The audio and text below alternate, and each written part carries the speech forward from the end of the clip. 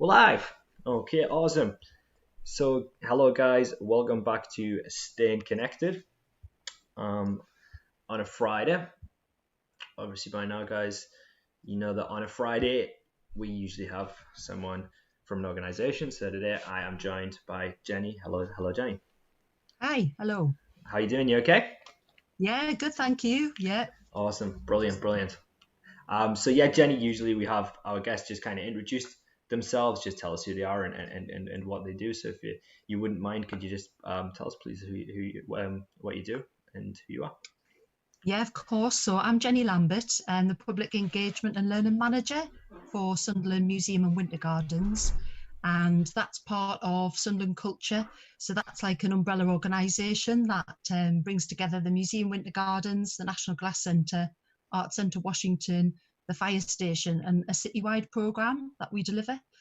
So my role within the museum is really managing the learning programme and the team. So what that means is that we're the ones really who get engage with audiences and help them to understand the collections. So it could be an under fives group who we work with and do workshop sessions with using music, our visitor figures and our sort of interactions, things that happen with that. Or equally, it could be a schools workshop that we deliver or a programme. So our most popular one at the museum is Rainforest Explorers. So a lot of Wow. schools from across the region come to find out about rainforests.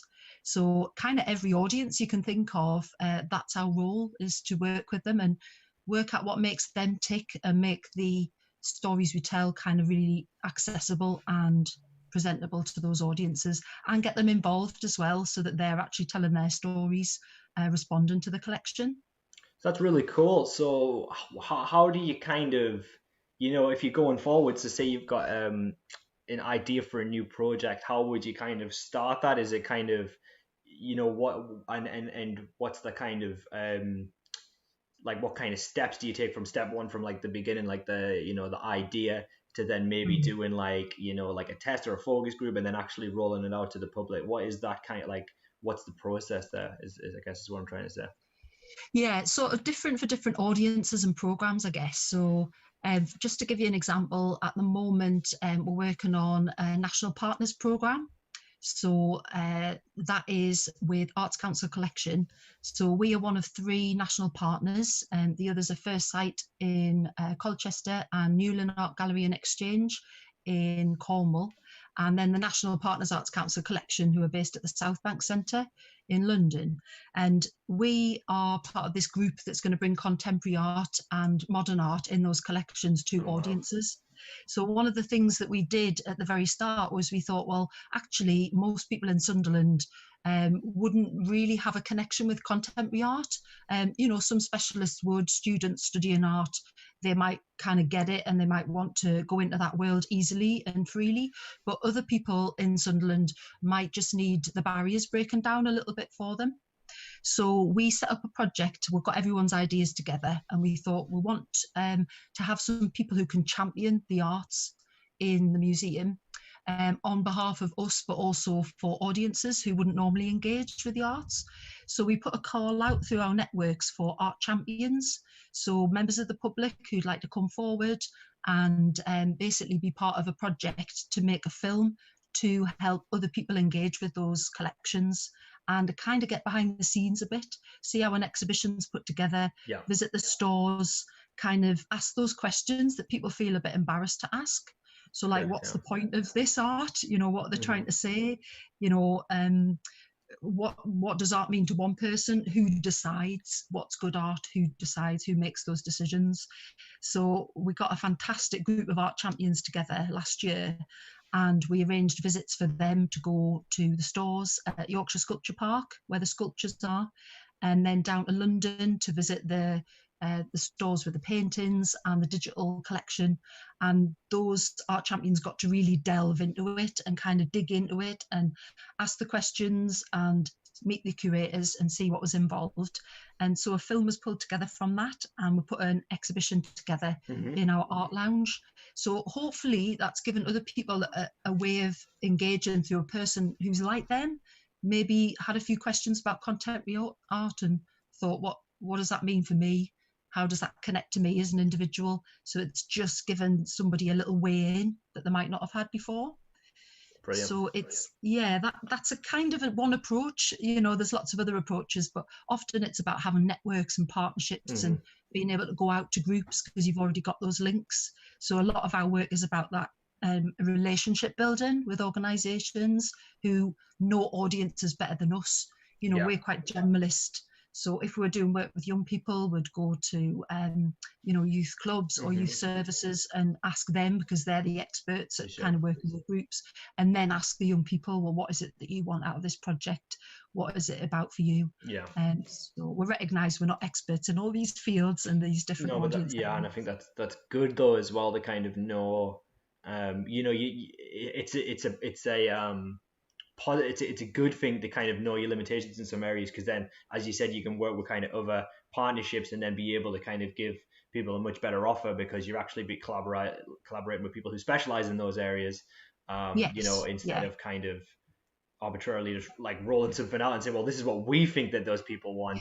yeah, yeah, It's yeah, obviously much better to say, well, actually, these people deal with these people, so therefore, they'll have a much better idea of it. So I think that's obviously great. definitely. And I think audiences as well, that say we've got work by Black and ethnic minority audiences might engage with, but we, maybe don't have people on staff. We would be thinking, well, actually, we can't tell that story because, Brilliant. it's not our place to do that. We need Hmm. to work with audiences who can and have that living experience of Yeah, what the subject is, or what it is that we're doing. So that's what we, aim and aspire to do really with the collections. that's fantastic, and I think that's really cool as well, because I think that it strengthens the community, right? Because as you were saying, it's about building networks. So you could obviously say, if you guys do one project, of a particular nature, and then you say, okay, well, we worked with these guys last time and they did a great job. So then, every time that you begin in a new project, you've got a list of people that you've collaborated with. And there's one part that that you're helping, maybe smaller businesses and companies. You're giving them an opportunity to grow, but at the same time, you're also forming good connections for teamwork. And yeah, I think it brings the whole community up as a whole. Doing Yeah, those yeah, kind of projects. definitely. And I mean, the artist community as well, because the other side of it is that we may have some skills in the arts, but we're not artists as Hmm. such because we're a learning team. So we're the facilitators of other things. So we can work with professional artists and creatives, and freelancers as well, because we work a lot with scientists and, Wow. historians. And then if they can come in, they're much better at actually being able to bring those subjects to life and Yeah. make them exciting and engaging for the audience. So that's a lot of what we do, is kind of moving and shaking behind the scenes, getting these people together, making things happen. That's awesome. I think that's brilliant. So yeah, I was going to ask you, obviously, just going back to the project you mentioned with the film, you know, um, where you were saying, you had the art champions. Yeah. How far through is that project at the moment? Is that kind of still kind of in the developmental stage, or is that like wrapping on shooting? Or Well, it's a project that the first phase has come to an end for it, yeah. because the film was produced, and we launched that back in February.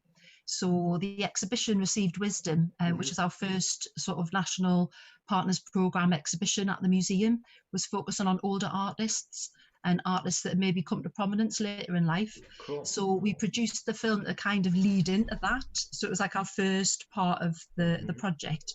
But the art champions are still busily art championing on our behalf, Yeah. if that's even a word.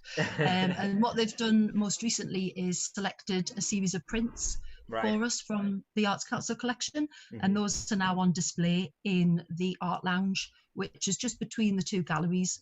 So we've got the art gallery, and then we've got a special exhibition gallery, and then there's this area in between where we can show films and put Hmm. artworks out.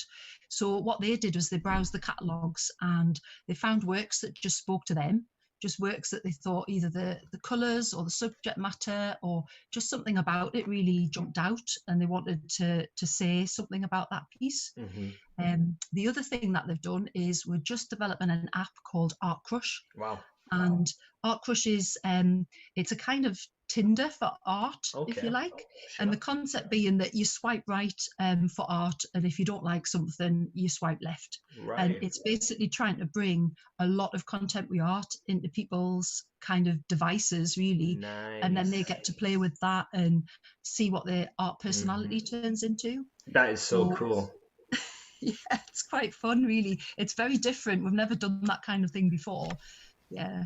I love the concept though, because I feel like right, everyone's got like their own kind of personalities, and I think that one of the things that I'm passionate about is kind of introducing people to art, and like a lot of people that I know, like and a lot of my friends, like some of them that just kind of turn their nose up at it, or they think like, oh, like some like you hear the typical cliche, which is like, oh, all modern art is like pretentious, or it's garbage or something like that. You hear Yeah, people say yeah. stuff like that all the time, right? And like I'm so passionate about kind of introducing people into certain types of art, and I feel like the concept of this is that, like, um the idea that you haven't met your kind of match in terms of like what art you're into. So like Yeah, yeah. that's quite simply it though, right? It's like, well, I would say that to my friends. I would say, you just haven't met your art match. It's like there's a Exactly. so it's like, Yes. yeah, that's fine for you to dislike, a certain type of art. Like if it's something very, very abstract and you just don't connect with it, that's fine. But Yeah. art is such, it's a cover-all term. Art comes in many different formations, and you just Yeah. literally haven't found your particular match yet. So I think that that's such a good concept in that way, because it's like, yeah, you'll connect with something else, and it's kind of gives Yeah. people. Would you agree with that, Jenny?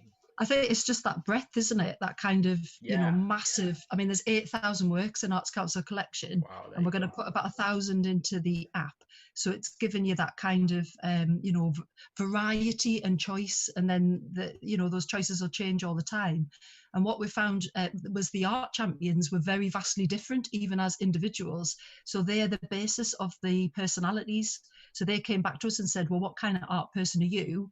And like somebody who maybe is quite tactile, who likes sort of touching art, who Hmm. who has to have that sensory connection with something, like they might be more interested in textiles or sculpture. For So we've sure. kind of Yeah. devised all these like different personalities. But I think the other thing is you can change. Like sometimes you're in the mood for a certain Exactly. kind of art, For and sure. then maybe on another day you might be like, actually, I'm not feeling like that at Yeah. the Yeah. minute. I Yeah. want something that makes us feel cozy and warm For inside. I sure. might be Yeah. going Yeah. more for pictures of kittens or something. No, you know what I mean. No, but Just it's a true bit though. flippantly there, but I mean, yeah. yeah, Well, of course, and I mean that, yeah, mood I think is very important to kind of how you respond to something, because you can only filter your thoughts through your mood anyway. There's so much kind of like, yeah, so like for example, I come from a film background, and it's like I love something like like a Tarkovsky film, which is like dark and pithy, but sometimes I'm yes. definitely not in the mood to watch something like that. You know what I mean? Because it's like I don't want this kind of really existential thing that I'm gonna have to think about. Sometimes you want something maybe a bit more upbeat, so I can totally relate to the fact that you can definitely still Yes. appreciate something, but maybe you're not in the mood for it on that particular day. Exactly. So you can go back to the app and have another go when you feel in a different way and see what comes out then. And Exactly. we've tried to say, like, if you're this type of personality, so like there's one called the truth seeker, Hmm. somebody who's really interested in, you just want to get to the bottom of things For and the sure. meanings Yeah, behind yeah. things. And then we would say, right, so you're a truth seeker, so you're probably going to enjoy the work of this artist or this artist. Yeah. And it just sort of leads you on a little journey to think, well, actually, I've sort of dipped a toe in. And now that somebody understands that that's me, my Yeah. type of art personality, I'll just go a little bit further. Maybe I might just have a little look at their website, or I might sort of see where it takes me. Yeah. Well, that's the thing, and I always like it's my true. I really believe that interest is the best teacher. So I think that ultimately, if you're interested in something, if you're engaged in something, that is going to make, because you're the most open to learning at that time. I think so. I feel like um, finding something that someone connects with, it's helping the educational aspect for that. I think is just so strong, because it only takes them to identify with one particular artist's work to say, wow, that I can really relate to this piece, um, and then kind of go further, and be able to kind of investigate it more, and then be able to actually like fully explore that whole type of art, and then get a real interest in art and maybe create their own art, and Exactly. who Where knows. could it end? That's Exactly, the yeah. that's the whole thing. You just don't know. And if there's classes or activities or tasters, things like that, we're just trying to give people a little bit of an idea of where it could take them. And it doesn't have to be for like a serious reason. It's just often doing something creative is that time out, isn't it, for your brain, just to be able to Exactly. be focused and just away from like the stresses of every day. So there's a lot of well-being aspects to art appreciation and Yeah, creativity and doing definitely. art. Yeah, Yeah, 100%. And I think that, just to go off that thought, I really think that now it's needed more than ever, because we're in such like a hyperactive digital age where people can't go 30 minutes without looking at the phone to check they've got a notification. So it's like, yeah, now when you go to a gallery, you're not supposed to. You're supposed to look at the art and view it, and let yourself feel a response to it, and that is quite like it's like a mindful act, right? It's like you literally yeah, yeah, yeah, supposed to look at it, and it's like, with this kind of age that we're in now, it's like more important than ever, for the therapeutic aspects of doing something like that, is like literally just being able to kind of switch off and just engage with one thing for a while, so I yeah, think that yeah. There's a whole movement called slow art, right. and Well. it's a bit like slow TV. When you see the pictures of reindeer, Hmm. and you can just follow a reindeer across the Arctic for an hour, Yeah, and I it's love that. supposed to just kind of yeah, Yeah, just take you out of yourself and just be in one place at a slow pace. it's lovely. So I think slow art's kind of looking at art, but having a series of questions just to make you kind of just delve a little bit more closely, just to spend a little bit longer, just to have Hmm. that time with the piece of art and to have quality time. And I think the thing often when you go to these big national exhibitions, if you see them in London, you're often hustled and bustled, and you've got Hmm. like a time slot, I and know, it's quite don't have crowded. very long, and you got your headphones on, and you kind of can't, you don't really have that. You're kind of very shoulder to shoulder with people. So I think the joy of having stuff regionally, Yeah. which is our connections, is that you get that time and you get that quality time with art. Yeah, and I think that that's such a good point as well, because I feel like, how are you supposed to have a sincere response to something if you're so influenced by the outside factors? You've got Mm, people taking pictures over your shoulder, you've got people literally pushing India, and that, influences how you're engaging with the artwork so much that it's like difficult to yeah, have, a truly sincere response to it. So I can totally appreciate that, definitely. yeah. Well, hopefully people will get to see a few more of these artworks. We've got the Received Wisdom exhibition was extended Brilliant. because during lockdown, it had only just opened really. It opened at the beginning of February. We had February half term, which was really busy and really popular. Yeah. Lots of activities for families to come and do. And we started our classes, adult classes and talks were starting. And then lockdown happened. So the works have just been there in the museum, safely secure, but people haven't been able to see them. So we've extended the exhibition till the 1st of November. Brilliant. So it's like a longer run and a chance for people to see it. But that's not the only thing. We've got a new exhibition coming Oh, in wow. November, which will be music and art. So I think music and Sunderland go together like, chips and peas. And you Yeah. just need to, get excited that things are not ending. We've got this For sure. partnership for till 2022. Brilliant. So there's a chance to see a lot more exciting and engaging art at the Brilliant. museum. That's absolutely awesome. Yeah, so I am just going to catch up with the chat really briefly. We've got a couple of our learners. One of our learners, hello Gary, who's just popped in there. Sue is saying that um, I think she's talking about the app in particular here, and she says, Oh are yeah. they just are the contemporary pieces just modern? Or have you got some local people from the past? So I think she's talking about maybe the content of the art on the Now art crush. that's an interesting one because we do recognise that people want a local connection with the artworks and with people.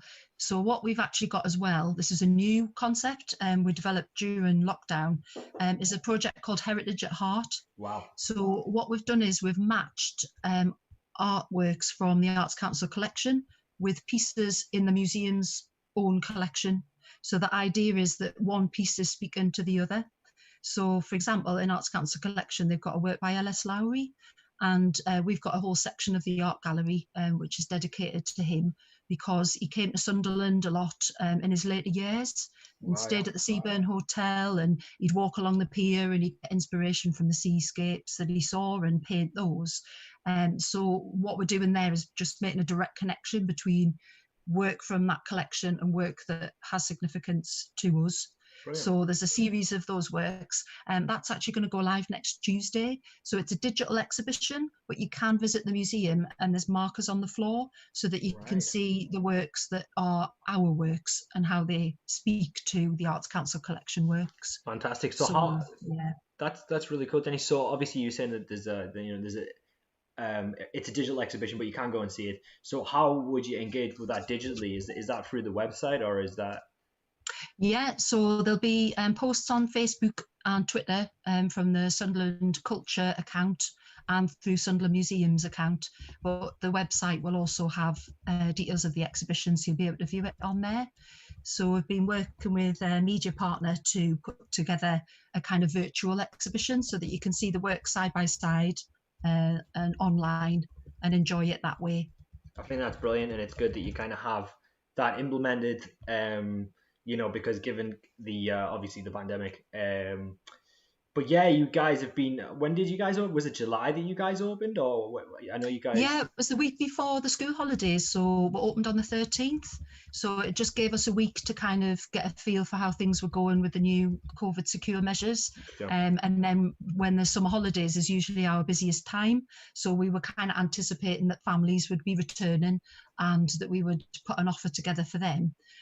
So rather than doing workshops, because at the moment you'll be aware you can only do things indoors with up to 2 households, Yeah. and then there's the kind of 6 rule outside, so 6 individuals coming together.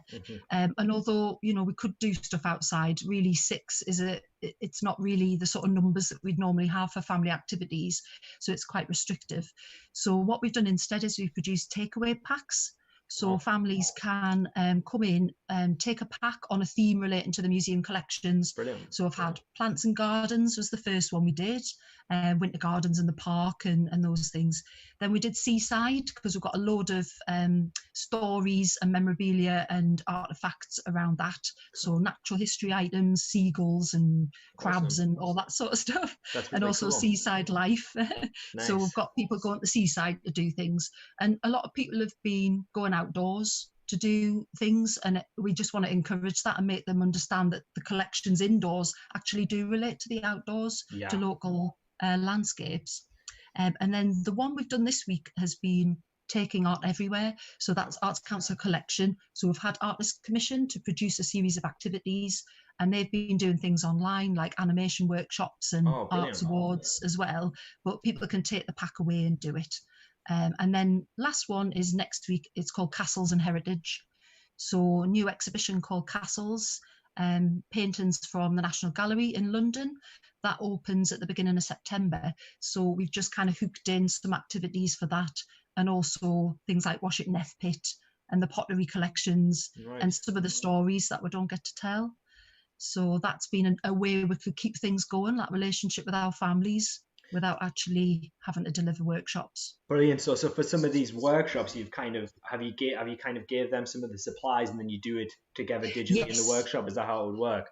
That's really... They can do some of them. I mean, it's quite challenging for a lot of people to work digitally, and we've noticed, on Zoom, it's not always easy. People have holidays during the summer, so some are there and some are not, and keeping groups together is quite tricky. So what we've done is we've put stuff in the pack, and then the instructions are there. And then we've got little videos on Facebook and on the website, so people can kind of catch up with what to do in the packs. Nice. That's really nice. And it's good that you kind of still having that offer there. And do you guys have any kind of trajectory for just going back to normality when more people are going to be allowed in, or are you just kind of listening to see when the government restrictions change, or do you guys have any kind of rough idea at all? It's difficult to know, and I think you're right. It is about us following the council's guidelines and about following the government guidance, and just being aware of when that's changing. And it's sort of very, very slowly and very subtly. So things like small groups can start to get back together in youth clubs and things like that. So that's making us think, well, actually, could we get back together with some of our vulnerable groups who Hmm. meet at the museum, like Creative Age? Yeah. So those are adults with dementia who Oh wow. they and their carers come in weekly and do sessions with us. But the thing is, like, not everyone is equally vulnerable. So those True. individuals are more vulnerable than other groups. To actually come in person is actually really challenging to decide when that Yeah. feels that it's right. So against the background of what's going on in Sunderland, what are the cases like? How are people feeling? What's the confidence levels like? So I think we'll be taking little baby steps, and we'll listen to the guidance, but I think we'll very Hmm. much phase things in a very gradual way, and we'll see what comes from other partners and providers. Yeah. So the schools is another one. We're usually full of schools, Yeah. September, October time. But I think the schools will just put the brake on trips in the initial period, and then it'll probably be after October half term, we'll start doing virtual visits, and It's interesting. schools can kind of have us beam into their classroom, or, we'll get loans boxes out and do sessions in a different way. That's a cool So idea, I think. Yeah. yeah, like blending it, a bit of in person and a bit of outreach and a bit of online. It's a And yeah. yeah, Yeah, that's a kind of cool idea though to kind of do with the school directly. If they're all in the classroom and you're doing kind of like a virtual kind of tour or something, but you could build it yeah, into maybe a bit of like a workshop as well. So you could kind of have the art pieces and then a little bit of information about it too. Um, so yeah, yeah, it absolutely, yeah. could definitely work. But yeah, I think that everybody is kind of felt the strain in some way or another, just because it's like I think that the lockdown hit so quickly, and then everyone was like, "Oh, we need to switch everything digital," and it's like, no one really had a framework of how to do that, so it's like kind of everybody was kind of learning as they go, I guess. Um, Yeah, yeah, and I think that definitely. yeah, and I think that a good percentage of maybe the global population has learned how to use Zoom, but maybe like 3 months ago, no one even knew what Zoom was, so it's like it's pretty Yeah, crazy, this yeah. is it. I know Zoom's a funny one because our partners program, we've got partners in Colchester and in Newlyn, so about as far away in a triangle in the UK as it's possible to be. Well, Wow, in England anyway. So we're already having to talk on Zoom. So I felt really actually quite lucky that we'd done a few Zoom calls there you before this go. happened. I So it say, yeah, wasn't you as had a scary bit of as it might practice have then. been. Yeah, and I spoke about this a few times on stream, but like obviously you were talking about the potential virtual workshops and also like kind of virtual tours and so on. And the positive of that is potentially a slightly wider audience. It's not going to be Sunderland based, or I mean, obviously your main demographic will be because they're the guys who follow you and they're already the people who regularly attend or have attended. But people from wherever will be able to see it because they don't have to come to Sunderland in person to go and see it Yeah. because they can see it from their computer screen. So Yeah, really excited about that actually. There's loads of potential because things like secondary schools, it's really hard for secondary schools to come out, just because of teacher cover yeah, and the big, huge cohorts of for sure. pupils, students. So we're thinking actually digitally, it'll be a lot easier for us to engage with those schools, There which you is go. really exciting. And then the other thing is, like you say, regionally, schools that find it hard to pay for the bus or can't get to us, they can engage, which is Yeah, brilliant. And the other thing is artists and freelancers that we work with, we're no longer limited to a geographical area. brilliant. So if we wanted to engage with an artist who's London based, who's produced work in the exhibition, Yeah, we can just ask them to beam in and actually do work that you might not have thought of doing before because there the you go. Yeah, restrictions because were they yeah always they there. exactly, yeah. Yeah. So yeah, So there's like there is definitely some positives to be taken from it there. So yeah, that is one of the slightly better aspects, I think. Charlotte was asking about the app, and the app is called Art Crush. Is that correct? it's Art Crush, yeah. Yeah. In her question was just where can you download the app and what's it called again? I mean, we answered the second part there, but I'm guessing that yeah. So when is it coming out, and will it be widely available? Will it be on the App Store, Android, or um? Yeah, so we'll have it on the App Store. It'll be on Play for Brilliant. Android, so you'll be able to download it. We're looking at we're doing some tests, obviously with key audiences. So some of our groups that we work with, we're going to run kind of a draft version of it past them, so they can comment and we'll make improvements. So I'm thinking it's probably going to be back end of September, beginning of October. But if people follow us on social media, we'll be putting notifications up there, and we'll have a campaign associated with it so we can get the word out to as many organisations and individuals as we can. So yeah, that's the Yes, plan. that's absolutely fantastic. Yeah, so it's yeah, I'll definitely look forward to that then, 100%. Um, so yeah, I want to ask as well, kind of, we were speaking a little bit about it there, but do you guys have any kind? Because I know that you were saying you've got that gallery you were saying got extended until November. Is that right? The Yeah, one before? yeah, So that's brilliant. that's it. Do you guys have any kind of future plans or ideas of anything that you wanted to kind of put in? I guess, or I guess because. Or before lockdown, was there any kind of plans in place Mm, for something to switch over from this one when it finished? I mean, I suppose it's quite fortunate that you're able to extend it because now more people are going to be able to get to see it because they wouldn't yeah, have had the that's it. chance with it ending so early. So I suppose that Well, is there's the music exhibition from the Arts Council collection.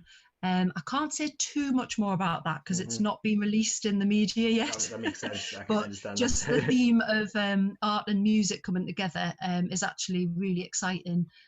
So it'll be a curated show by musicians, and That's that really will cool. feature works from national and local musicians. So that'll have a nice balance of, yeah, as we talked about earlier, like the national and the local interest for people.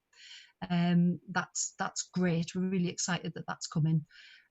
Other things, mentioned the castles exhibition briefly, which is a series of 6 paintings from the National Gallery Right. of famous castles. Oh And wow. the lead castle is one by Bellotto. It's a castle called the Fortress of Königstein, which is a fabulous, amazing castle um, in Europe.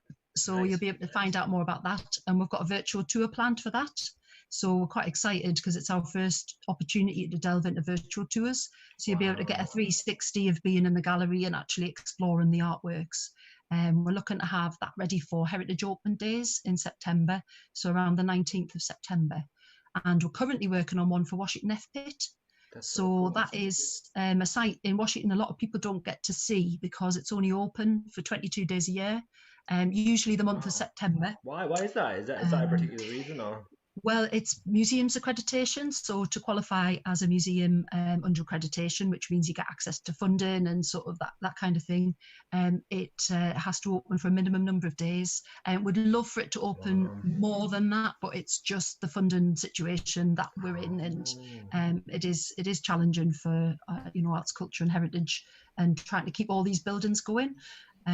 But we think actually this is a great opportunity for us to film inside, create a 360 tour so that yeah, people who would never otherwise get to see the for working sure. Yeah, engine, that's so get to cool. find out about the history. So really excited about that one. That's coming Definitely. together really nicely. Of One more thing to mention, which I course. forgot. You mentioned before lockdown, but actually during lockdown, we've had a collecting COVID project on the go.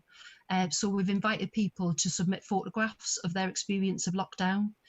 So from across Sunderland, so in Awesome. Hetton, Washington, Sunderland city centre, around Sunderland areas. And we've had lots of response from key workers, so people working in the NHS, or people who are working for the council who've worked through the lockdown, all those people who've just been, making things work, supermarket workers, that kind of thing. And we're hoping that at some point we'll be able to display some of those photographs and actually put an exhibition hmm together that explores some of the issues people have faced during the lockdown. So I think that's really important that we're That's relevant and we really cool. collect now, like for what the situation is. And in the future, 20 years' time, people will look back and they'll say, well, what was it like to live hmm through that? It's history. When, history, we're making Yeah. history now.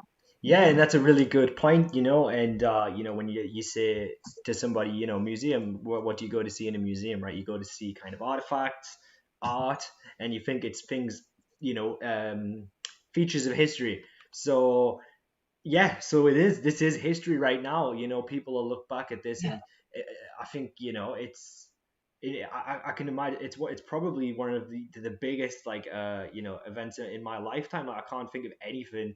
No, it's huge. Yeah, it's Yeah. huge, and obviously I feel like it's kind of whenever there's been things like this in the past, I feel like people just lived through it, so they don't really realize the historical significance of it. I feel like that's the same Yeah, situation with this. We all go on with our lives and so what, but I think that um, you know, way in the future, people will look back at this kind of like when they look back at like the Spanish flu and we're like, oh, how, like yeah, that was a totally. crazy time where so many people, were affected by this, and it's like, yeah. So I think that the significance of it obviously isn't quite yet realized because it's ongoing. So what I'm saying? I think it's going to be amazing to see what artists and how artists respond to it. I For mean, there's sure. already artists responded to it. I mean, for example, like watching Patrick Stewart reading the sonnets out on Wow, yeah, on Facebook, quite the and voice for it. comedians like Sarah Millican and her Yeah, doing yeah, our yeah. readers, just all the things that people have done and how they've like creatively got through it, I suppose, and where that'll take us in the future. I mean, looking back, when you look back to things like the plague and some of the diaries that were recorded at that time, Yeah, you can kind of go back in history, and it's astonishing how similar the sort of things that people are recording then are to what we were talking about during yeah. lockdown, and things like the R numbers and how people Yeah, responded. wow. That must be Just eerie, really eerie to look at. freaky. No, Yeah. yeah, well, I saw some pictures like quite recently, and it was from the time of the Spanish flu, and it's like where everyone's wearing a mask. They've all got the white Mm, masks on, and I was so yeah. amazed to see that, and I was like, wow. And there was even people having signs, and it was like, wear a mask or go to jail or something along those lines. I'm slightly Yeah. paraphrasing, but it was like there was protest signs about wearing masks, and I thought like that Yeah. compared with now, it's so unbelievable. And I think with such kind of polarizing leadership in a lot of the Mm. more developed countries, it makes it even more significant, I think, because of how polarizing the response has been and how much kind of uproar there's been as well. It makes it even more kind of significant. So it's yeah. It's crazy, yeah, isn't it? I mean, the archives over at Discovery Museum, like they Mhm. hold a lot of Sunderland based resources, information, but I know they've been releasing things. So they had some stuff around NHS workers at particular Right. times, Yeah. talking about how they've coped with particular, times and situations. And there's just something in that that's comforting, Definitely. because we've been here before and we've Yeah. come out of it and it was okay. So I think, that you have to always think, well, these things exist, and how do you bring those stories out to kind of help people understand the human condition, and that, we're, Yeah. we're going through this again, and Yeah. what Yeah. can we learn from the past and Definitely. so on. Yeah, yeah, yeah, yeah. And yes, exactly. Brilliant point. And I think that you just in the like developed like time that we live in, you kind of feel like we're post disease, we're post war. You kind of have all these ideas that like not in our lifetime could we ever experience something like that. When you look at something like the Spanish flu Mhm. or the plague or even a world war for that matter, you just think that Yeah. it seems it was seen past it. It seems like it couldn't happen. You couldn't believe it to happen, and then for us to have such a global pandemic hit, it kind of everybody was like, wow. And I mean, even just the fact that it was like the way that the world responded to it, it was so unbelievable. It was like, oh, it's only it's only a few people, or it's only in China, or it's only in these Yeah. countries. Now, oh, it's only Yeah. one or two people in our country. Now it's like, wow, we have to shut everything down. It's like it just Yeah, kind of yeah. It's like so watching that film Contagion. I think yeah, everyone's been watching that over the lockdown and yeah. thinking, "Oh my goodness, this was foreseen." This is I know, exactly what it's it's like. so It's crazy. spooky. It is, but I think that yeah, so is this kind of this art project you were saying about people sending pictures in is this still ongoing? This is like still, or is this kind of like We what? did close it, Right. Okay. just Yeah. because it was the first period of Makes sense. lockdown where everyone was restricted and the movements were more Got it. restricted. Yeah. Yeah. Yeah. Makes sense. But Yeah. we're thinking about at some point in the autumn that display will come together. And there's nothing to say that should other things happen in the future, that we've found that we can respond to it and we can open these opportunities up. And it's just made us think a little bit differently about collecting and the opportunity to engage and to support people out there. So, we were closed, but we weren't closed. Got We you. were I've still got you. able to be involved in people's lives and tell a story. So definitely. some of the works have been on Facebook, and we have been able to Brilliant. showcase those. And yeah, some really, really poignant images, some funny images, lots of images of children's artwork and windows, and Nice. just, yeah, really Yeah. lovely. Yeah, that I think that's really cool. Yeah, I mean, we when we were kind of covering it when it was first starting, you were talking about like people uniting and stuff like that, and I think that yeah, we were trying to cut. That's what the whole nature of this, I guess, call it a podcast, if you will. But it was basically staying connected. It was to kind of keep in touch with our learners, and we were trying to Mm, just primarily promote like good news sources when there was all of the sensationalism and things like that, yeah, and making people very very scared. And I think that it's titillating and stuff like that. So that's why it's always in the media. But we were trying to say, well, listen, there is still good stuff happening, and some of just to cast my mind back, some of the articles that we were covering was like, people were allowed to go on the walk, so people were leaving like little kind of, you know, positive signs for people and little yeah, gifts for seen some people. of those. Yeah, Yeah, lovely. and Uh-huh. there was things like there was people who would dress up in a Spider-Man suit or a Batman suit, and they would go past people's neighborhoods, so like the kids could like kind of see them, and they would like So I thought that was really cool. So there was just little things like that, which was showed that we were kind of uniting, and I think that the initial gesture, I mean, of like the clapping for the NHS and stuff like that really to Mm, me um made that was something that struck a chord in my mind, because that is literally like something you read about in history class, where it was like everybody was out, and it just felt very like the most British thing ever, really, that everyone was out on the dot, and it felt like something yeah, from the past, really, because you read about those kind of things. So yeah, when yes, everyone was yeah. clapping, you could hear it, and you could literally, everyone's at home and you can see everyone. You look out, you like open the door, and everyone's around you clapping. It's like such a It surreal was it, experience. it really was Yeah, extraordinary. Like yeah, a lot of people connected with their neighbours. I mean, yeah, we were yeah, having conversations with people that you'd never talk to, and they're only like 2 or 3 doors down, and yeah, yeah. actually that's remained. Of still like Brilliant. more Yeah, chatty, more kind of conversation in the street. So I hope that's an outcome from it, that there's a bit more of a yeah, community feel, that definitely. people feel connected together. I think that it gives people a sense of value of key workers as well, and I feel like I might have said this quite a few times on this podcast, but just to kind of reiterate briefly,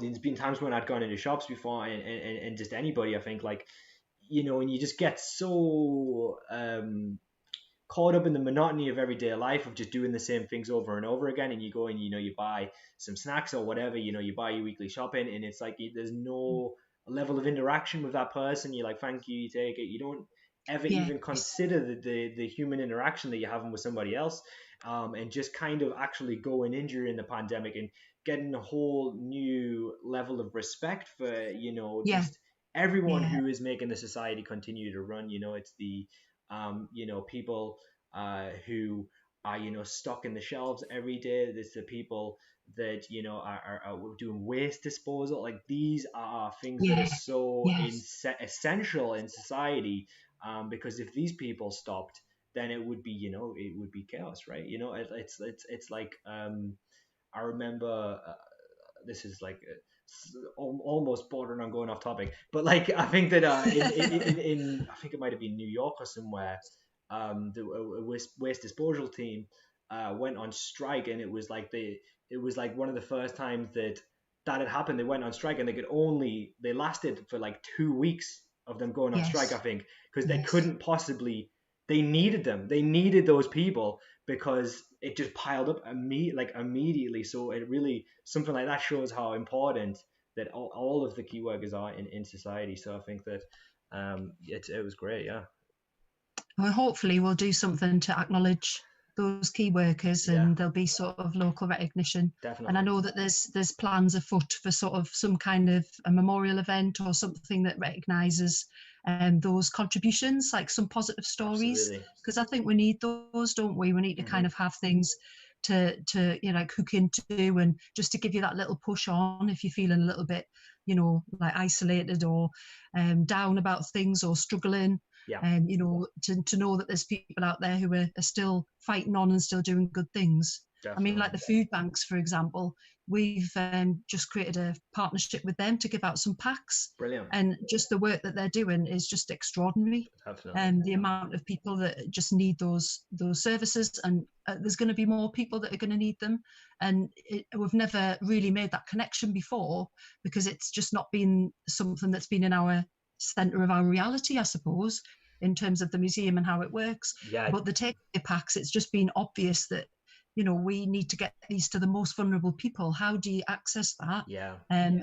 and the food banks are working with those vulnerable audiences Oh, out yeah. in the community and And doing yes, brilliant work. Yeah. Jenny, that is such a good point as well, because I was thinking, and I'd said, like, imagine, some of the people who are homeless, and all of their money comes from loose change. It comes from, Mm. in some cases begging, right? And if that's how they get their money, and it's such a small amount, but that's what they're living off day to day, is Mm. what money they get from begging. And it's like, you take that away, everyone's on lockdown, they still don't have a home to go to.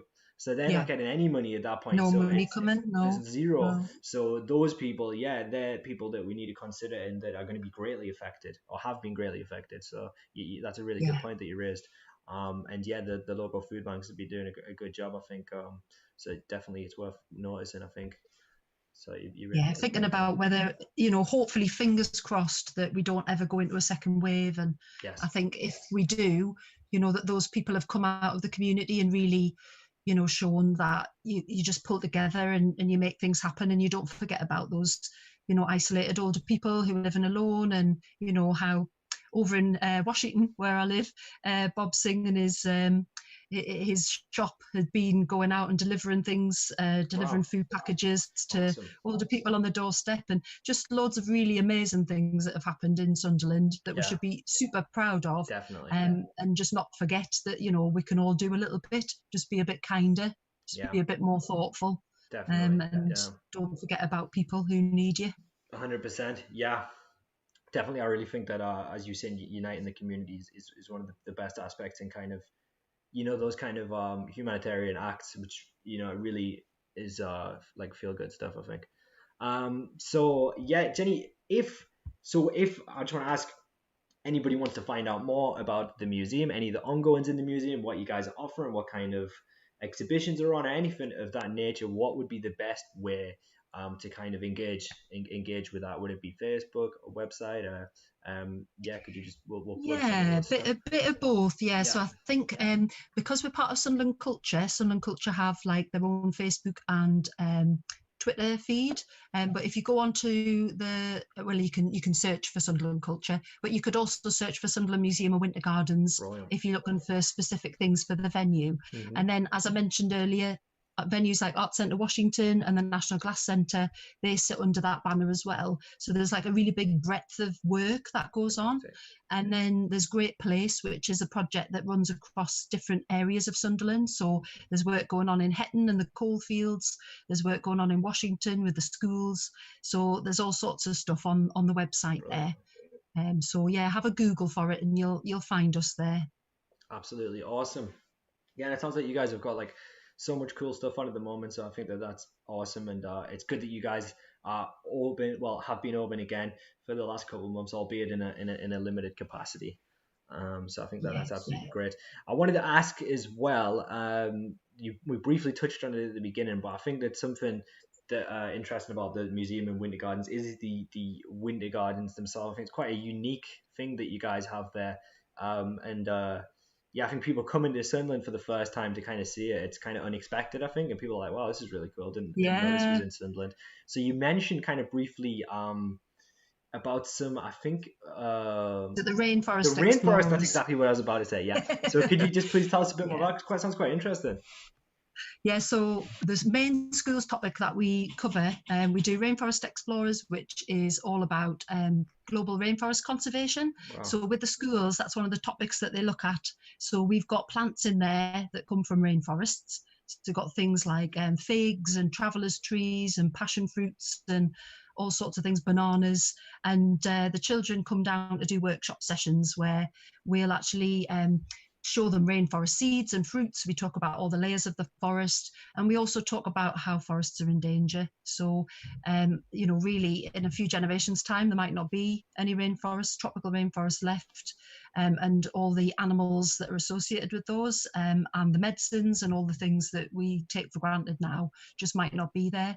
So I think the museum's in a great position with the Winter Gardens to sort of tell those stories about climate change and Absolutely. ecology, and Yeah. really make it come to life, So because kids cool. absolutely love the Winter Gardens. It's like Yeah, I such a can imagine, draw with the right? fish Yeah, and the fountains and the plants. So yeah, it's great for telling stories about different cultures around the world, because the plants absolutely. come from these different places and have all their different uses. So it's definitely my favourite part I was gonna of say the it's quite like museum. like a unique offer that you guys have, because it's not really, especially not really Mm. anywhere in the northeast that I can think of where there's anything quite like that. So yeah, having the opportunity to kind of build these sessions around it, I think is so cool. I think that's such a good idea. Yeah, we hope we'll do a few more, maybe, because global warming and climate change is becoming so important that we Yes. understand what the significance of that is, Yeah. and plastic pollution as well. I just think we're in quite a good place to talk about Yeah. the history of where we've come from, where are we now, and where would we like to get to. So it's definitely something on my mind, is how can we do more of that sort of work, and help people and support them to make good decisions about how they live on the planet. Yeah, and deforestation as well. So like is obviously a huge thing at the moment. Especially in rainforests. So I think that kind of as you were saying, uh, that like the ecology and teaching about some of those topics, I think is so important. And yeah, global warming is it gets literally, yeah, it gets more important every year because it's getting like things are getting Yeah, hotter. And I yeah, think that yeah, the one of the most alarming facts of about global warming for me is the fact that it's been like consecutively the hottest year on record every year for like the last yeah, 9 years, which is like yeah, fact that those are things that people don't know. And it's like when you learn stuff like that, you're like, wow, this is yeah, it's like act now is the thing. So it's like it's definitely something that everybody needs to think about. But it is good that I think that there's more of a global kind of awareness of some of the effects that of global warming, and I think that it's great that you guys are kind of able to teach a little bit of that in the sessions as well. So I think that's really really cool. Um, Sorry, I feel like you're about to speak that. I didn't want to cut you off. No, it's fine. I'm just, yeah, just thinking about the stuff that we do with the schools. I mean, we've worked with the RHS as well for a few years, and done a project called Green Planet, Yeah, and it's brilliant, about trying to get schools and young people to think about how, yeah, careers in horticulture, really, excellent. because a lot of those kind of jobs and skill sets are just disappearing. So the people who know about the plants, who know about the stories, who Yeah, understand the science behind it, awesome, we need more of them. So if people are interested definitely. in plants, I'm one of those people. Put my hand up. We need more of you. We need more people to study and to take up careers in science, and find new ways of growing crops and doing all of those things. 100%. So we Yeah, so working with schools and the RHS has been really brilliant to That's do that so cool. project. I wanted to say as well, I don't know, one thing that we covered on staying connected, I'm not sure if you'd seen, is some of the these plant-based bottles that Pepsi and Carlsberg no, sorry, it might be Coca-Cola or Pepsi, is one of the two, has signed on to, along with Carlsberg and a couple of other companies. Have Ah, you is seen that these? biodegradable? Yeah, and it's a Yeah. biodegradable plant-based bottle, and says that it Good. takes 2 years to fully like biodegrade. I'm not sure what the time for plastic is, but I think it's a long like long time, like Yeah. hundreds of years Yeah.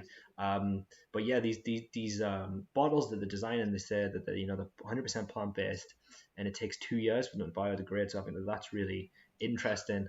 Isn't it Um, positive to think things are happening? And I guess it's David Attenborough who's kind of, and Greta Thunberg, yeah, between the Greta two of Thunberg. them, Yeah, they've massively changed people's views, and got those things up into people's minds that made them front and foremost to people. And what happens is our decisions, we start saying we don't want plastic, and we sort of start sending it back to the companies and complaining, and the companies have to change and have to evolve and yeah, move things forward. So that's exactly. dead positive. That I great. 100% agree. And yeah, just even like even if it's something as simple as reducing plastic straws, like we're having paper straws in a lot of places, and it's I definitely think that it's positive to see at least big companies getting behind stuff like this as well, because that's where Yeah, a big yeah. percentage of the change is going to go though. So yeah, Dan, obviously our very own Dan from me, so he's just saying that very interesting stuff from Jenny, and he loves the Tinder art thing, and he said he'd love to have a go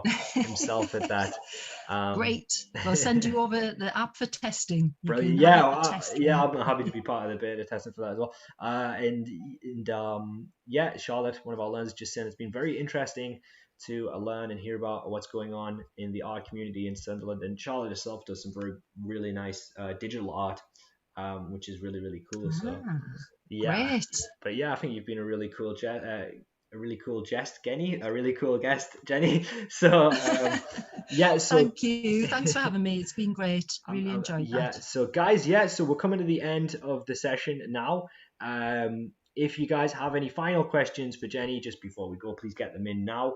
Otherwise, guys, please do the survey. I'm just going to link it in the chat now.